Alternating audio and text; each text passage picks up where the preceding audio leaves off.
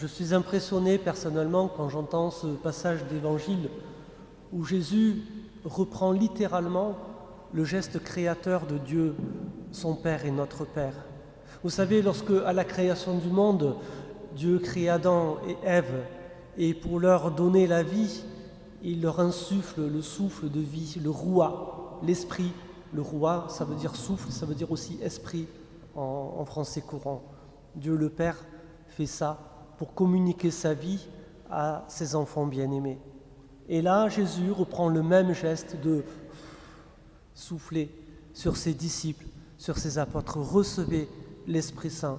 C'est dans l'évangile de Jean l'équivalent de la Pentecôte que Luc nous a décrit dans le livre des Actes des Apôtres que nous avons entendu en première lecture.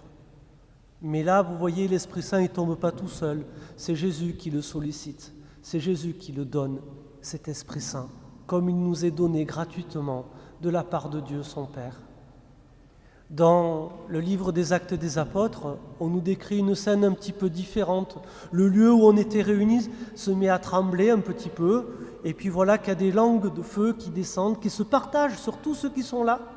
Personne n'est épargné, personne n'est laissé pour compte, tout le monde reçoit sa part d'Esprit Saint. Et voilà que l'Esprit Saint est manifesté, l'Esprit Saint vient habiter le cœur des apôtres et des disciples qui ne peuvent plus contenir ce que l'Esprit met en eux, cet amour débordant au point qu'il va falloir sortir, aller dehors, à la rencontre de tous ceux, et vous avez vu qu'ils sont nombreux, qui se sont réunis à cette occasion à Jérusalem. Et vous avez vu, ils ne vont pas faire de prosélytisme, les apôtres et les disciples. Ce qu'ils vont faire, c'est parler dans toutes les langues. On est à l'inverse de ce dont on nous parlait, vous savez, de Babel dans l'Ancien Testament. Ce n'est pas avoir une seule et même langue qui est intéressant. C'est le Seigneur qui nous donne la pluralité de pouvoir parler à tous. Et c'est l'Esprit qui rend possible ce miracle, si vous permettez cette expression, eh bien de pouvoir parler à tous. Et qu'est-ce qu'ils annoncent à tous ? Ils parlent des merveilles de Dieu. Les merveilles de Dieu. Voilà ce que l'Esprit Saint inspire au cœur des disciples et des apôtres, d'aller vers les autres et de parler de ce que Dieu a fait pour eux, des merveilles que le Seigneur a accomplies pour eux dans leur existence et dans leur vie. Cet Esprit Saint, frères et sœurs, nous, comme je le disais en introduction, nous sommes toujours appelés à l'accueillir. Nous n'avons jamais fini de l'acquérir. Je vous disais, il y a quelques dimanches, je vous rappelais un certain Séraphin de Sarov qui disait à Motovilov, qui était allé le voir, le but de la vie chrétienne, c'est l'acquisition du Saint-Esprit. Pas l'acquisition au sens pécunier, inutile de sortir la carte bleue ou quelque autre moyen de paiement. C'est l'acquisition parce que nous n'avons jamais fini de l'accueillir, ce don de Dieu, cet Esprit de Dieu. Et puis nous l'avons certainement accueilli à maintes et maintes fois pour ceux qui ont été baptisés, ceux qui ont été confirmés, et puis à d'autres occasions encore, car Dieu est grand, et lui sait se donner à de multiples occasions, y compris quand on ne s'y attend pas trop, qu'il vienne nous rejoindre.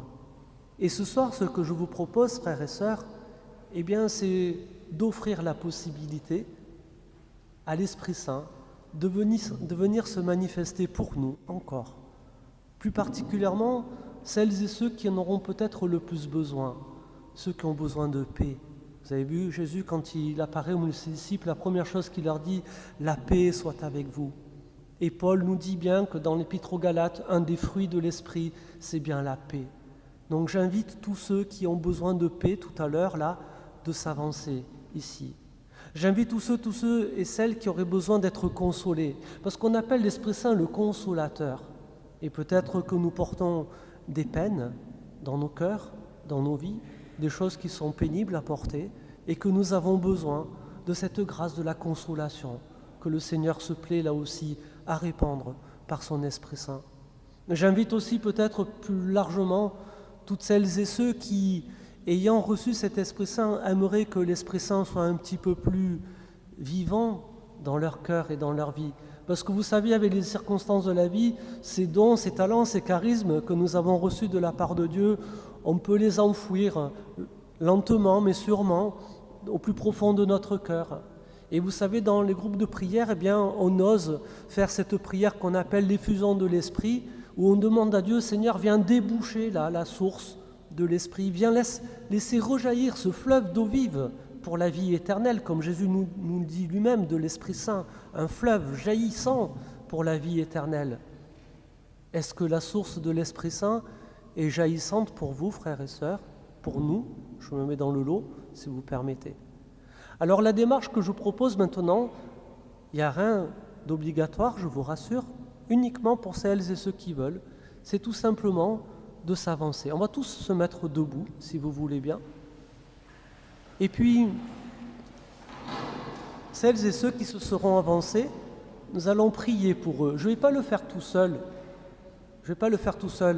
Ceux qui restent ou celles qui restent à leur place, vous allez prier avec moi et vous allez faire comme moi ce vieux geste ancestral de bénédiction qui est d'imposer les mains comme ça. Vous allez le faire avec moi, ce geste. J'exprimerai la prière si vous voulez bien, mais je vous demande de prier très fort aussi pour ceux et celles qui, ce soir, ont envie de se laisser renouveler dans le don de l'Esprit Saint. Je vous invite, ceux qui le souhaitent, à vous avancer maintenant. Merci.